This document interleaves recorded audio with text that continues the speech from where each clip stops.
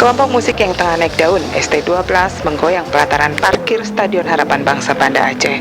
Ribuan penonton yang terdiri dari anak baru gede alias ABG ini terlihat sangat antusias melihat langsung idola mereka.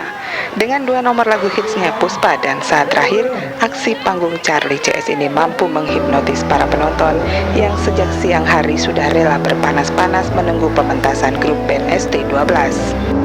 Namun bagiku melupakanmu butuh waktuku seumur hidup. Dinantiku. Para ABG yang kebanyakan berpenampilan ala Charlie sang vokalis ini tanpa antusias menyaksikan penampilan grup band yang sebelumnya mengawali karir dari jalanan ini. Dara melaporkan untuk Aceh Kita TV.